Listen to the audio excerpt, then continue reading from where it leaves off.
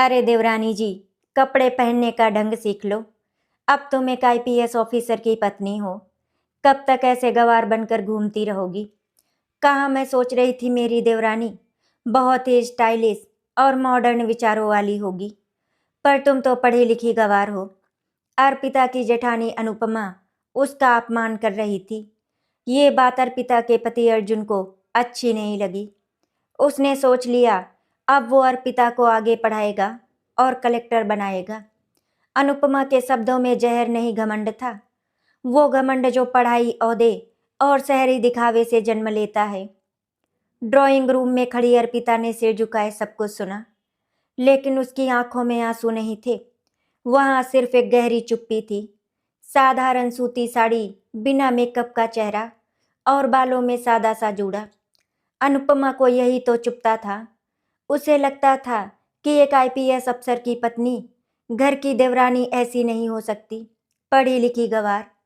ये शब्द सिर्फ अपमान के नहीं थे, बल्कि अर्पिता की पूरी पहचान को कुचलने की कोशिश थी। घर के बाकी लोग चुप थे, क्योंकि अनुपमा की जुबान और ओहदे के आगे बोलने की हिम्मत किसी में नहीं थी। अर्पिता गांव से आई थी, लेकिन उसकी जड़ों में संस्कार थे, संघर्ष था और आत्मसम्मान था। उसने कभी अपने सादेपन को कमजोरी नहीं माना था। शादी के बाद जब वो इस बड़े शहर और बड़े घर में आई, तो उसने यही सोचा था कि मेहनत और प्रेम से सबका दिल जीत लेगी। लेकिन अनुपमा के लिए अर्पिता सिर्फ एक कम पढ़ी लिखी देहाती लड़की थी, जो उसके रुतबे पर दाग थी।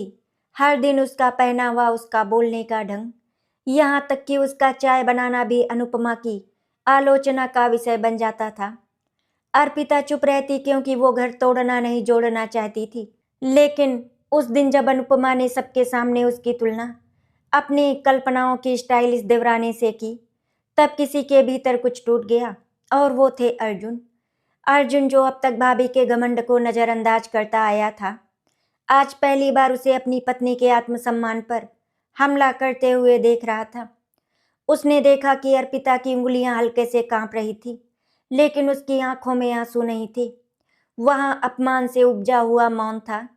अर्जुन को एहसास हुआ कि ये चुप्पी अगर यूं ही दबती रही तो एक दिन वो टूट जाएगी। रात को कमरे में अर्पिता ने कुछ नहीं कहा। उसने रोज की तरह अर्जुन के लिए खाना लगाया। उसकी फाइलें सहेजी और चुपचाप बिस्तर पर लेट गई। लेकिन अर्जुन की नींद उड़ चुकी थी। उसे अपनी भाभी के शब्द याद आ रहे थे, पढ़ी लिखी गंवार। वही शब्द उसके दिमाग में हथौड़े की तरह बज रहे थे। तभी उसने तय कर लिया, अगर समाज और उसका अपना घर उसकी पत्नी को गंवार समझता है, तो वो उसे ऐसी पहचान देगा जिसे कोई नजरअंदाज ना कर सके। उसने अर्पिता की तरफ देखा, जो सोने का नाटक कर रही थी, और मन ही मन संकल्प लिया, अब अर्पिता पढ़ेगी और एक दिन कलेक्टर बनेगी। उस रात अर्पिता देर रात तक जागती रही। बाहर शहर की सड़कें रोशनी से जगमगा रही थी, लेकिन उसके भीतर कहीं गहरा अंधेरा पसरा हुआ था। उसने अनुपमा के शब्द बार बार याद आ रहे थे, पढ़ी लिखी गंवार। वो सोच रही थी कि क्या सच में पढ़ाई सिर्फ कपड़ों, बोलचाल और दिखावे का नाम है? उसने तो अपनी जिंदगी में कभी किसी को नीचा नहीं दिखाया, फिर भी वही सबसे आसान निशाना बन गई। उसकी आंखें छत पर टिकी थी, लेकिन मन गांव की गलियों में भटक रहा था, जहां सादगी को कमजोरी नहीं ताकत माना जाता था। आज पहली बार उसे लगा कि चुप रहना हर बार सही नहीं होता। अर्जुन बिस्तर पर करवटें बदल रहा था। एक आईपीएस अफसर होने के नाते उसने न जाने कितने अपराधी देखे थे, कितनी कठोर जुबानें सुनी थी, लेकिन अपनी ही भाभी के मुंह से निकले शब्दों ने उसे भीतर तक झकझोर दिया था। उसे अपनी पत्नी की खामोशी सबसे ज्यादा डराने लगी। वो जानता था अर्पिता जवाब देना जानती है, लेकिन वो रिश्तों के खातिर चुप रहती है। अचानक उसने करवट ली और धीमी आवाज में बोला, अर्पिता, अगर मैं कुछ कहूं तो बुरा तो नहीं मानोगी?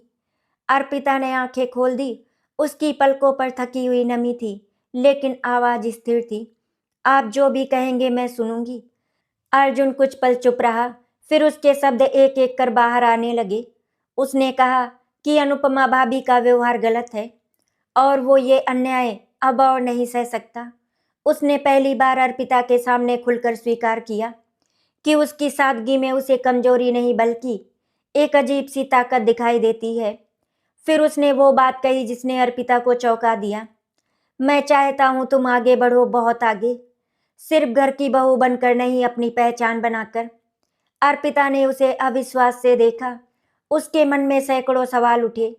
इस उम्र में पढ़ाई और इस घर में, वो अनुपमा भाभी के तानों के बीच। उसने धीमे से कहा, लोग क्या कहेंगे? आपकी भाभी वो मुझे और नीचा दिखाएंगी। अर्जुन ने उसका हाथ थाम लिया। उसकी पकड़ में भरोसा था, लोग हमेशा कुछ न कुछ कहते रहेंगे। आज वे तुम्हें गंवार कहते हैं, कल तुम्हारी मेहनत से डरेंगे। और जहां तक अनुपमा भाभी की बात है, अब चुप रहने का समय नहीं है। अगर पढ़ाई ही तुम्हारा जवाब है तो वही सही। अर्पिता की आंखों में पहली बार आंसू छलक आए।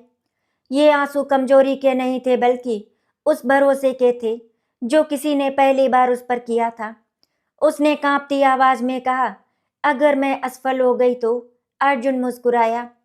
तो भी तुम मेरी नजरों में हारोगी नहीं, लेकिन कोशिश ना करना असली हार होगी। अगली सुबह घर का माहौल पहले जैसा ही था, लेकिन भीतर ही भीतर कुछ बदल चुका था। अनुपमा नाश्ते की मेज पर फिर अर्पिता के पहनावे पर टिप्पणी कर रही थी, लेकिन आज अर्पिता ने सिर नहीं झुकाया।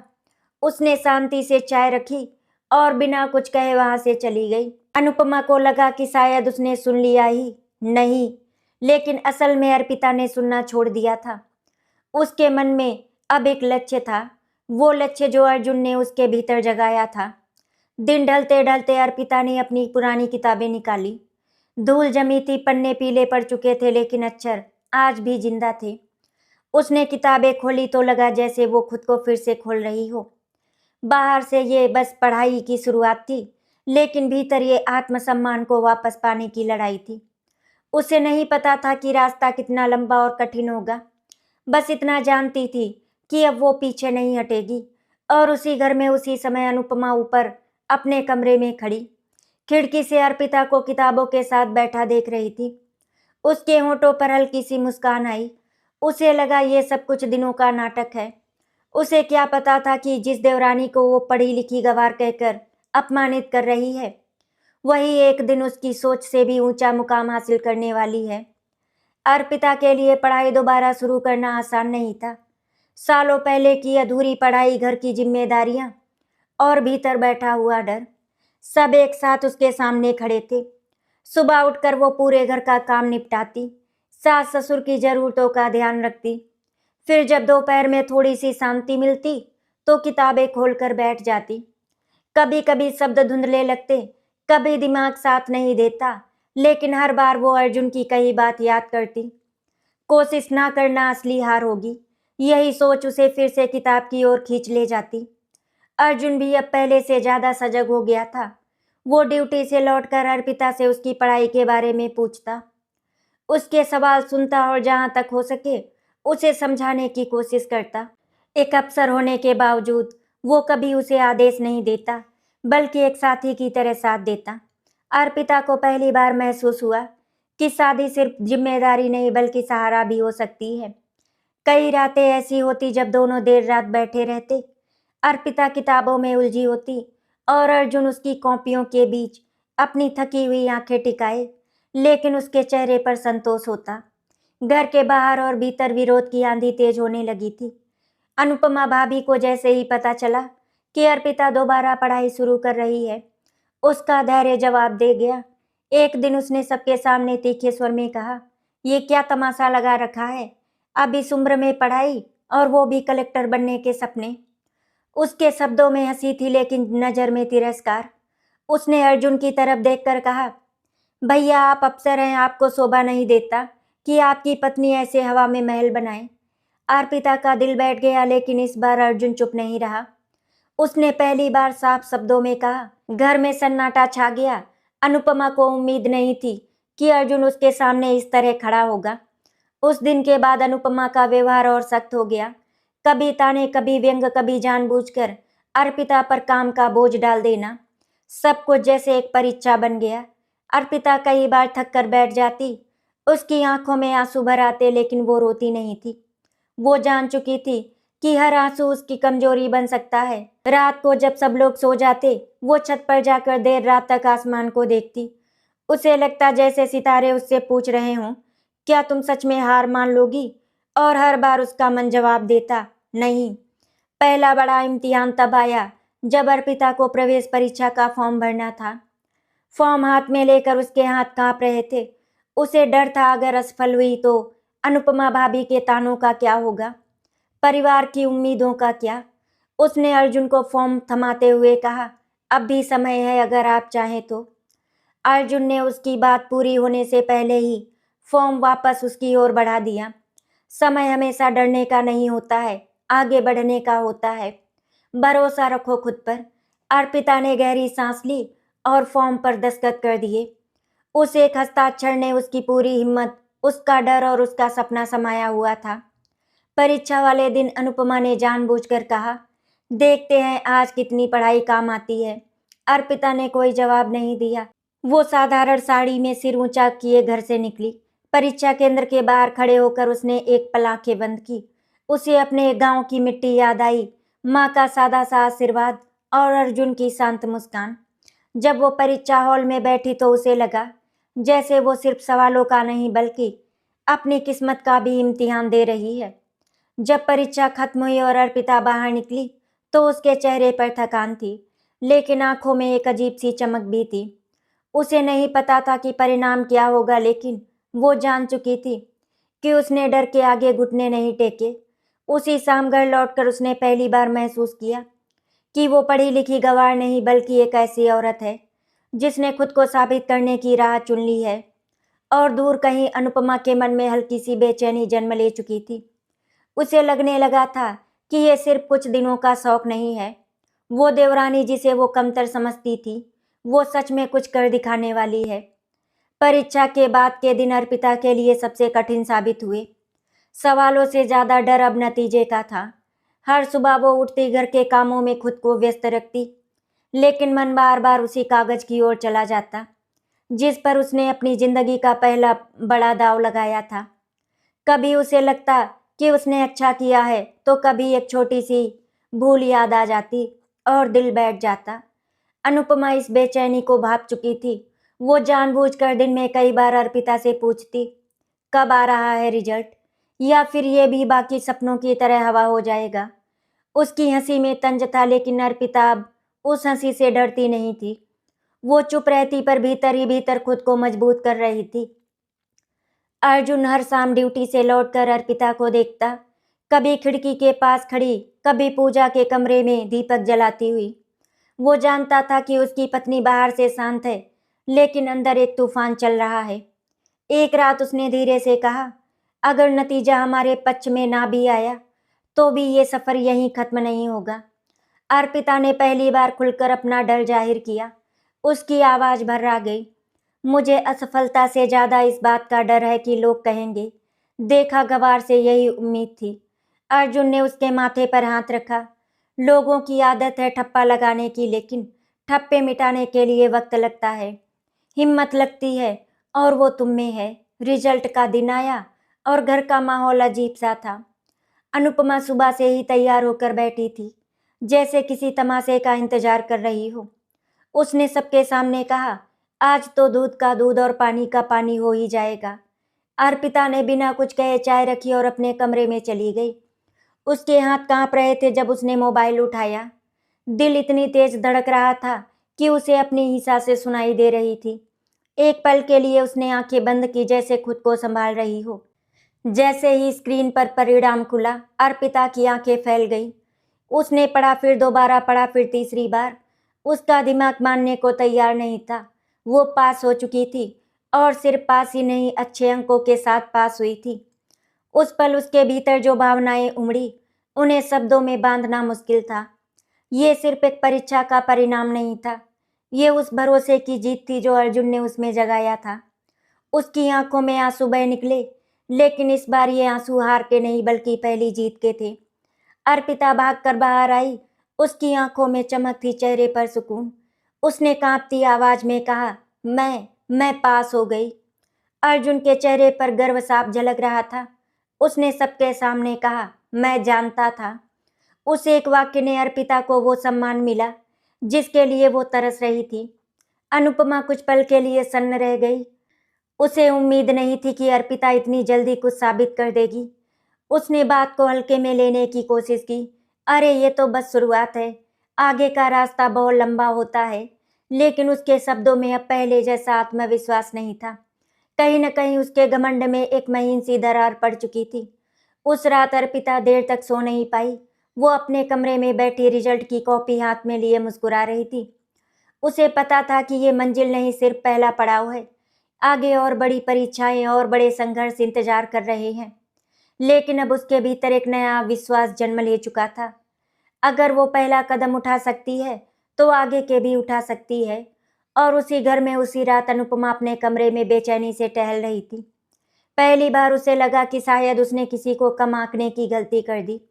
जिस देवरानी को वो पढ़ी लिखी गंवार कहकर नीचा दिखाती आई थी, वही अब उसके सामने खड़ी थी, खामोश लेकिन मजबूत। पहली सफलता के बाद अर्पिता के जीवन में सुकून नहीं, बल्कि जिम्मेदारियों का बोझ और बढ़ गया। अब पढ़ाई सिर्फ एक सपना नहीं रही थी, बल्कि घर की निगाहों में एक चुनौती बन चुकी थी। सुबह की शुरुआत पहले से भी जल्दी होती। रसोई की चूल्हे पर चाय चढ़ाने से लेकर सास ससुर की दवाइयों तक हर काम उसी सादगी और समर्पण से करती। लेकिन अब समय की कमी हर कदम पर चुभने लगी थी। किताबें जैसे उसे बुलाती थी और घर की आवाजें उसे खींच लेती थी। कई बार वो पन्ने खोलकर बैठती और तभी किसी न किसी काम की पुकार आ जाती। भीतर एक कसक उठती, क्या वो सच में दोनों निभा पाएगी? अनुपमा अब खुलकर सामने आ चुकी थी। उसे अर्पिता की छोटी सी जीत अपने रुतबे पर चोट जैसी लगने लगती थी।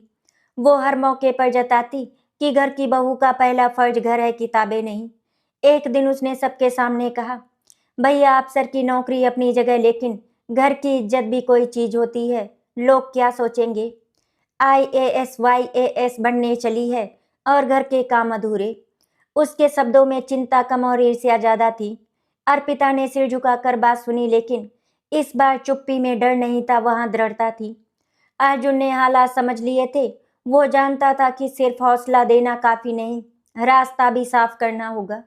उसने घर के कुछ कामों की जिम्मेदारी खुद उठानी शुरू की। कभी सब्जी लाना, कभी बिल भरना। ये देख अनुपमा और भड़क उठी। उसे लगा जैसे अर्जुन अर्पिता के लिए उसके अधिकारों को चुनौती दे रहा हो। एक शाम उसने अर्जुन से साफ कहा, तुम्हारी वजह से वो सिर चढ़ती जा रही है। अर्जुन ने शांत लेकिन ठोस आवाज में जवाब दिया, सिर चढ़ना और सिर उठाना, इन दोनों में फर्क है भाभी। इसी बीच अर्पिता की तैयारी और कठिन हो गई। सिलेबस भारी था, समय कम और दबाव लगातार बढ़ रहा था। कई रातें ऐसी थी जब उसकी आंखें किताब पर टिकी रहती, लेकिन शब्द समझ में नहीं आते। थकान से सिर भारी हो जाता, हाथ कांपने लगती। एक रात वो फूट फूट कर रो पड़ी। अर्जुन ने उसे रोते देखा तो दिल भर आया। उसने पहली बार अर्पिता को कमजोर होते देखा था। अर्पिता ने कहा, शायद भाभी सही कहती हैं, मैं ये सब संभाल नहीं पा रही। अर्जुन ने उसे गले लगाते हुए कहा, संघर्ष का मतलब ही होता है थक जाना, लेकिन हार मान लेना संघर्ष नहीं होता। धीरे धीरे घर के बाहर भी बातें फैलने लगी। रिश्तेदारों की फोन कॉल्स आने लगी। कोई ताना मारता, कोई सलाह देता, अरे इतनी पढ़ाई क्यों? अफसर की पत्नी बनना कम है क्या? ऐसे सवाल अर्पिता के मन में चुभते। लेकिन वो अब जवाब देने लगी थी, खुद को और अपने मन को। वो समझ चुकी थी कि ये लड़ाई किसी से साबित करने की नहीं, बल्कि खुद को पाने की है। एक दिन अनुपमा ने आखिरी बार किया। उसने अर्पिता की किताबें समेटकर अलमारी में बंद कर दी और कहा, अब बहुत हो गया, मुझे घर में शांति चाहिए, ये तमाशा नहीं। अर्पिता कुछ पल चुप रही, फिर उसने धीरे धीरे अलमारी खोली, किताबें निकाली और पहली बार बिना कांपे कहा, भाभी ये तमाशा नहीं, मेरी जिंदगी है। घर में सन्नाटा छा गया। अनुपमा को पहली बार महसूस हुआ कि सामने खड़ी औरत वो नहीं रही जिसे वो कभी आसानी से दबा देती थी। उस रात अर्पिता देर तक पढ़ती रही। बाहर बारिश हो रही थी और हर बूंद जैसे उसकी हिम्मत को और मजबूत कर रही थी। उसे पता था कि राह और कठिन होगी, लेकिन अब वो पीछे मुड़ने वाली नहीं थी। संघर्ष की ये आंच उसे जला नहीं रही थी, उसे गढ़ रही थी। समय जैसे अर्पिता की परीक्षा लेने पर उतर आया था। तैयारी अपने चरम पर थी, लेकिन हालात उसके बिल्कुल विपरीत। अर्जुन की पोस्टिंग अचानक एक संवेदनशील जिले में हो गई, जहां ड्यूटी के घंटे बढ़ गए और घर आना अनिश्चित हो गया। जिस सहारे पर अर्पिता अब तक खड़ी थी, वो सहारा अब दूर होता जा रहा था। घर में अनुपमा का दबदबा फिर बढ़ गया। वो हर दिन नए तरीकों से अर्पिता को ये जताने लगी कि अब उसे पढ़ाई छोड़ देनी चाहिए। देख अर्जुन भी अब तुम्हारे लिए समय नहीं निकाल पा रहे। वो तंज कसती और तुम अब भी सपनों के पीछे भाग रही हो। अर्पिता भीतर से टूटने लगी थी। रातों की नींद उड़ चुकी थी। सर दर्द और थकान अब उसकी दिनचर्या बन चुके थे। कई बार किताब खोलते में ही आंखें भारी हो जाती और पन्नों पर शब्द तैरने से लगते। वो खुद से सवाल करने लगती, क्या उसने सच में अपने कंधों पर ज्यादा बोझ उठा लिया? क्या वो एक अच्छी बहू, पत्नी और विद्यार्थी तीनों बन सकती है? इन्हीं सवालों के बीच एक दिन उसे तेज बुखार हो गया। शरीर जवाब देने लगा था, जैसे कह रहा हो अब बस। डॉक्टर ने साफ कहा, तनाव बहुत ज्यादा है, आराम जरूरी है। अनुपमा को जैसे मौका मिल गया, उसने घर में ऐलान कर दिया, अब पढ़ाई वढ़ाई बंद, सेहत पहले है। उसके शब्दों में दिखावटी चिंता थी, लेकिन नजर में राहत। अर्पिता बिस्तर पर लेटी सब सुनती रही। उस पल उसे लगा कि शायद यही अंत है, एक और सपना जो अधूरा रह जाएगा। उसने करवट बदली और आंखें बंद कर ली, जैसे खुद को इस हार के लिए तैयार कर रही हो। इसी बीच अर्जुन अचानक घर लौटा। उसकी वर्दी पर थकान साफ दिख रही थी, लेकिन जैसे ही उसने अर्पिता को बिस्तर पर बीमार देखा, उसका दिल बैठ गया। उसने चुपचाप डॉक्टर की बात सुनी, फिर अनुपमा की ओर देखा। पहली बार उसकी आंखों में कठोरता थी। उस रात अर्जुन ने अर्पिता के पास बैठकर कहा, तुम्हें आराम करना चाहिए, लेकिन सपनों से नहीं, तन से। अर्पिता की आंखों से आंसू बह निकले। उसने धीमे से कहा, मैं थक गई हूँ अर्जुन, शायद मैं नहीं कर पाऊंगी। अर्जुन ने उसका हाथ थामा। थक जाना हार नहीं होता। हार तब होती है जब हम खुद पर विश्वास छोड़ दें। कुछ दिन अर्पिता ने सच में पढ़ाई से दूरी बनाई। उसने शरीर को संभाला और मन को समेटा। इस दौरान उसने खुद को फिर से समझने की कोशिश की। वो ये सब क्यों करना चाहती है? सिर्फ अनुपमा को जवाब देने के लिए, या खुद को साबित करने के लिए? जवाब धीरे धीरे साफ होने लगा। वो ये अपने सम्मान के लिए कर रही थी, अपनी पहचान के लिए। ये सोच उसके भीतर फिर से एक चिंगारी जला गई। एक शाम वो छत पर बैठी सूरज को ढलते देख रही थी। आसमान लाल हो रहा था, जैसे संघर्ष की आग। उसी पल उसे एहसास हुआ, हर ढलता सूरज अगली सुबह की उम्मीद भी लाता है। वो धीरे से उठी, कमरे में गई और किताबें फिर से निकाल ली। इस बार उसने खुद से कोई वादा नहीं किया, बस इतना कहा, आज जितना हो सके उतना करूंगी। नीचे अनुपमा ने देखा कि अर्पिता फिर पढ़ने बैठ गई है। उसे गुस्सा आया, लेकिन इस बार वो कुछ बोल नहीं पाई। शायद उसे भी महसूस हो गया था कि ये औरत अब डर से नहीं, अपने विश्वास से चल रही है। बीमारी और थकान के उस दौर के बाद अर्पिता पहली जैसी नहीं रही थी। अब उसकी आंखों में घबराहट नहीं, बल्कि एक ठहराव था, जैसे उसने खुद से समझौता कर लिया हो। वो जान चुकी थी कि उसे किसी को कुछ साबित करने की जरूरत नहीं, बस अपने रास्ते पर ईमानदारी से चलना है। पढ़ाई अब उसके लिए दबाव नहीं, बल्कि आत्मसम्मान का साधन बन चुकी थी। वो रोज तय समय पर पढ़ती, बीच बीच में आराम भी करती और खुद को दोष देना छोड़ चुकी थी। ये छोटी सी लेकिन गहरी बदलाव की शुरुआत थी। अर्जुन दूर रहकर भी उसका संबल बना रहा। रोज रात को फोन पर बात होती, कभी पढ़ाई की, कभी मन की। वो अर्पिता को याद दिलाता कि ये सफर लंबा है, लेकिन वो अकेली नहीं है। अर्जुन का भरोसा अब आदेश नहीं, बल्कि मौन शक्ति बन चुका था। अर्पिता को लगने लगा कि शायद यही सच्चा साथ होता है, जहां कोई तुम्हें खींचता नहीं, बस गिरने नहीं देता। घर में अनुपमा ये बदलाव महसूस कर रही थी। पहले जहां वो अर्पिता की चुप्पी को कमजोरी समझती थी, अब वही चुप्पी उसे बेचैन करने लगी थी। अर्पिता अब तानों पर प्रतिक्रिया नहीं देती थी, ना सफाई ना आंसू। वो अपने काम से काम रखती, शांति से पढ़ती और पूरे आत्मसम्मान के साथ घर के रिश्ते निभाती। ये संतुलन अनुपमा को खटकने लगा। उसे लगने लगा कि अर्पिता अब उसके नियंत्रण से बाहर जा रही है। एक पारिवारिक समारोह में ये बात खुलकर सामने आई। रिश्तेदार जमा थे, बातें हो रही थी। किसी ने हल्के से मजाक में पूछ लिया, तो बहू जी आपकी पढ़ाई अब कहाँ तक पहुंची? पहले जहां अर्पिता ऐसे सवाल पर सिमट जाती थी, आज उसने सहज मुस्कान के साथ जवाब दिया, तैयारी चल रही है, मेहनत कर रही हूँ। उसके शब्दों में ना घमंड था, ना डर, बस सच्चाई थी। रिश्तेदार चुप हो गए। अनुपमा ने बीच में हंसते हुए बात पलटनी चाहिए, लेकिन उसकी हंसी खोखली लग रही थी। पहली बार उसे महसूस हुआ कि अर्पिता की मौजूदगी अब लोगों की नज़रों में बदल रही है। उसी समय अर्जुन अचानक घर आ गया। उसकी पोस्टिंग से थोड़े दिनों की छुट्टी मिली थी। घर में उसका आना जैसे संतुलन ले आया। उसने अर्पिता को पढ़ते देखा तो कुछ नहीं कहा, बस दूर से मुस्कुरा दिया। अनुपमा ने यह दृश्य देखा और भीतर कहीं कुछ टूट सा गया। उसे समझ आने लगा कि अर्जुन का भरोसा अर्पिता को जितना मजबूत बना रहा है, उतना ही उसका अपना अहंकार कमजोर हो रहा है। उस रात अर्जुन और अर्पिता देर रात तक बैठे रहे। अर्पिता ने पहली बार कहा, अब मुझे डर नहीं लगता, ना असफलता से, ना लोगों की बातों से। अर्जुन ने जवाब दिया, यही असली जीत है। वो जानता था अब अर्पिता को कोई रोक नहीं सकता। वापसी के बाद अर्पिता के भीतर एक अजीब सी शांति बस गई थी, लेकिन ये शांति सुस्ती नहीं, संकल्प की थी। उसने अब अपनी तैयारी को एक अनुशासन में बांध लिया था। सुबह की ताजगी में कठिन विषय, दोपहर में दोहराव और रात को आत्ममंथन। वो जानती थी कि ये उसका निर्णायक दौर है। अब कोई आधा मन नहीं, कोई देखेंगे नहीं, बस पूरा समर्पण। हर दिन के अंत में वो खुद से एक ही सवाल पूछती, आज मैंने अपने सपने के लिए क्या किया? और यही सवाल उसे अगले दिन फिर खड़ा कर देता। घर के भीतर माहौल धीरे धीरे बदल रहा था। अनुपमा अब तानों से ज्यादा खामोशी का सहारा लेने लगी थी। उसे समझ आने लगा था कि अर्पिता को चोट पहुंचाने के लिए शब्द काफी नहीं रहे। वो कभी कभी रिश्तेदारों के सामने बात घुमा देती, कभी हल्की सी मुस्कान के साथ उसकी मेहनत को जीत कह देती, लेकिन अर्पिता ने तय कर लिया था, वो किसी से बहस नहीं, उलझेगी नहीं। उसका जवाब किताबों में है, उसके उत्तर मेहनत में है। ये सोच उसे भीतर से और मजबूत कर रही थी।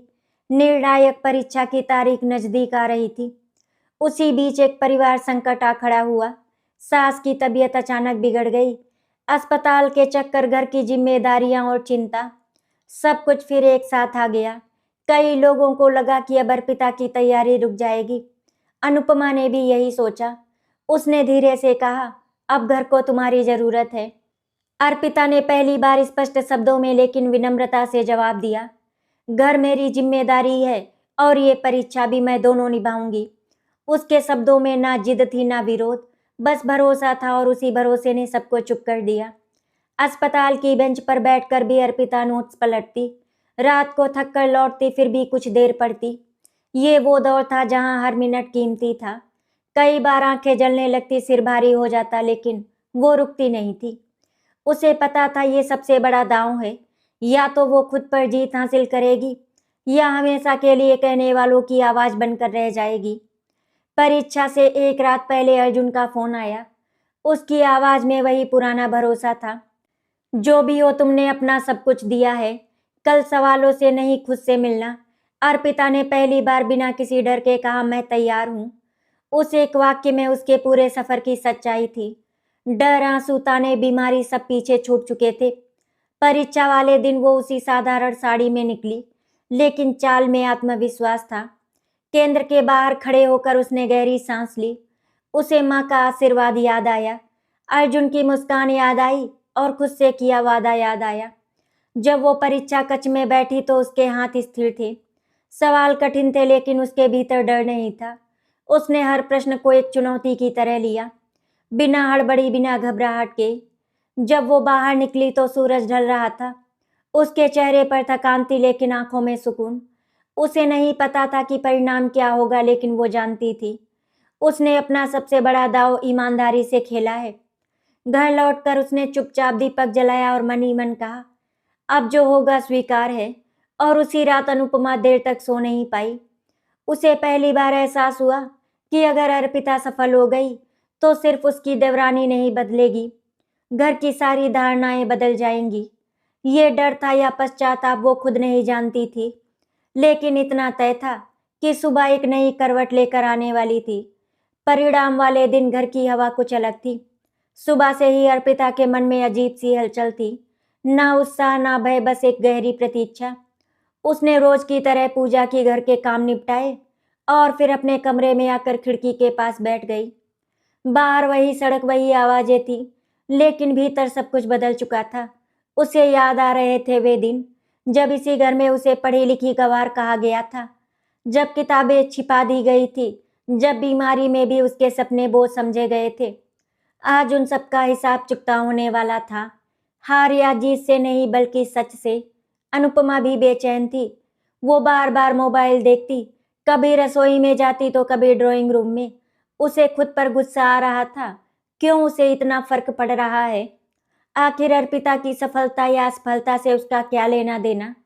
लेकिन दिल के किसी कोने में वो जानती थी, अगर अर्पिता सफल हुई तो उसके वर्षों का घमंड, उसकी सोच, उसके ताने सब सवालों के घेरे में आ जाएंगे। यही डर उसे भीतर से खाए जा रहा था। दोपहर के करीब अर्जुन का फोन आया। अर्पिता ने कॉल उठाई तो उसकी आवाज शांत थी, लेकिन उस शांति में भरोसा था। आज जो भी हो, तुमने अपना फर्ज निभाया है, अर्जुन ने कहा। अर्पिता ने हल्की सी मुस्कान के साथ जवाब दिया। अब इंतजार नहीं खलता। उस एक वाक्य में उसका बदलता हुआ आत्मविश्वास झलक रहा था। ये वही औरत थी जो कभी लोगों की बातों से डर जाया करती थी। कुछ देर बाद परिणाम आया। अर्पिता ने खुद मोबाइल नहीं उठाया। उसने एक पल आंखें बंद की, जैसे अपने दिल को तैयार कर रही हो। फिर स्क्रीन देखी। शब्द साफ थे, वो चयनित हो चुकी थी। कुछ पल तक उसे यकीन नहीं हुआ। फिर जैसे सारी आवाजें एक साथ लौट आई, दिल की धड़कन, बाहर की हलचल, भीतर का सुकून। उसकी आंखों से आंसू बह निकले, लेकिन ये आंसू राहत और सम्मान के थे। ये सिर्फ एक परीक्षा पास करने की खुशी नहीं थी, ये उस पहचान की वापसी थी जो कभी उससे छीनी गई थी। अर्पिता ड्राइंग रूम में आई। उसकी आंखें लाल थी, लेकिन चेहरा स्थिर। उसने बस इतना कहा, मैं सफल हो गई। कमरे में सन्नाटा छा गया। कुछ पल पहले तक जो लोग अनुमान लगा रहे थे, वही अब शब्द ढूंढ रहे थे। सास की आंखों में गर्व था। ससुर ने सिर हिलाकर आशीर्वाद दिया, और अनुपमा वो चुप खड़ी थी। ना ताना ना हंसी, उसकी नजरें झुकी हुई थी। पहली बार उसे एहसास हुआ कि जिस देवरानी को उसने कम समझा, वही आज पूरे घर का सिर ऊंचा कर रही है। शाम होते होते रिश्तेदारों के फोन आने लगे। वही लोग जो कभी सवाल उठाते थे अब बधाइयां दे रहे थे। अर्पिता हर कॉल पर बस इतना कहती, सब बड़ों के आशीर्वाद से हुआ। उसके शब्दों में कोई कटाक्ष नहीं था। ये उसकी सबसे बड़ी जीत थी। वो बदले से ऊपर उठ चुकी थी। रात को अनुपमा अपने कमरे में अकेली बैठी रही। उसे अर्पिता के शांत चेहरे, उसके सधे हुए शब्द याद आ रहे थे। उसे महसूस हुआ कि असली हार अर्पिता की नहीं, उसकी अपनी सोच की, अपने घमंड की है। पहली बार उसके भीतर पश्चाताप ने दस्तक दिया। उसने खुद से सवाल किया, अगर उसने शुरू से साथ दिया होता तो क्या आज ये दूरी होती? समय ने करवट ली और वो दिन भी आया जब अर्पिता को औपचारिक रूप से नियुक्ति पत्र मिला। कागज के उस एक टुकड़े में वर्षों की मेहनत, अपमान के आंसू, थकान की रातें और टूटने से पहले की वापसी सब समाया हुआ था। जब उसने नियुक्ति पत्र हाथ में लिया तो वो मुस्कुराई नहीं, रोई भी नहीं, बस आंखें बंद कर ली। उसे लगा जैसे उसके भीतर बैठी वो पुरानी अर्पिता, जिसे कभी पढ़ी लिखी गंवार कहा गया था, आज चुपचाप खड़ी होकर सिर ऊंचा कर रही है। ये जीत किसी को नीचा दिखाने की नहीं थी, ये खुद को वापस पाने की जीत थी। नियुक्ति के दिन घर का माहौल अलग था। सादगी वही थी, लेकिन भावनाएं बदल चुकी थी। अर्पिता ने वही साधारण साड़ी पहनी, कोई दिखावा नहीं, कोई अतिरिक्त शोर नहीं। फर्क बस इतना था कि उसकी चाल में आत्मविश्वास था, आंखों में ठहराव था। अर्जुन उसे देखते हुए गर्व से भर गया। उसने कुछ नहीं कहा, क्योंकि कुछ कहने की जरूरत ही नहीं थी। वर्षों का भरोसा आज शब्दों से बड़ा हो चुका था।